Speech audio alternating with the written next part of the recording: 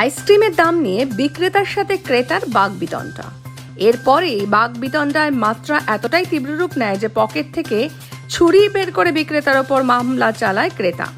শনিবার ভর দুপুরে এমনই ঘটনা ঘটল শিলিগুড়ির সেবক রোডের কাছে একটি মলে। ঘটনায় দুজনকে আটক করেছে পুলিশ। অভিযোগ, এদিন ভুটানের দুই বাসিন্দা মলের ভেতরে একটি আইসক্রিম দোকান থেকে আইসক্রিম খেয়ে আইসক্রিমের নির্ধারিত মূল্য না দিলে সেই আইসক্রিমের দোকানের কর্মচারীর সাথে ভুটানের সেই দুই বাসিন্দা তর্ক বিতর্ক শুরু হয়। এই ঘটনা শুনে দোকানের মালিক সেখানে ছুটে আসে ও পরিস্থিতি নিয়ন্ত্রণে আনে। তবে ততক্ষণে সেই মলের অন্য দোকানে কাজ করা কিছু মহিলা দোকান থেকে বেরিয়ে এসে আইসক্রিমের দোকান মালিককে জানায় যে এই দুই ব্যক্তি গতকালও মলে এসেছিল ও সেই মহিলাদের সাথে অশালীন ব্যবহার করেছিল।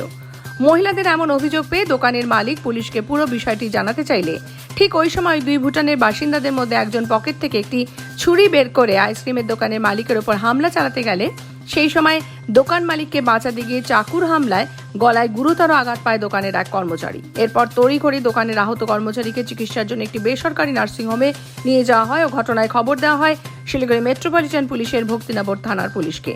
ঘটনার খবর পেয়ে তৎক্ষণাৎ ঘটনাস্থলে পৌঁছায় ভক্তিনগর থানার পুলিশ ও অভিযুক্ত ভুটানের সেই দুই বাসিন্দাকে আটক করে নিয়ে যায় তারা। ইতিমধ্যেই পুরো ঘটনার তদন্ত শুরু করেছে পুলিশ।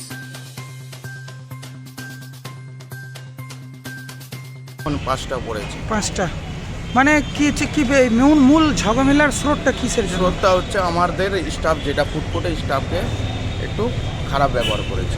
আপনাদের আইসক্রিম দোকান? হ্যাঁ, আইসক্রিম দোকানে। তো ওখানে কি আইসক্রিম নিয়ে টাকা পয়সা নিয়ে কোনো বচসা হয়েছিল? হ্যাঁ, টাকাও নিয়ে নিয়েছে ওরা। আচ্ছা, ওরা কয়জন ছিল? 2 জন ছিল।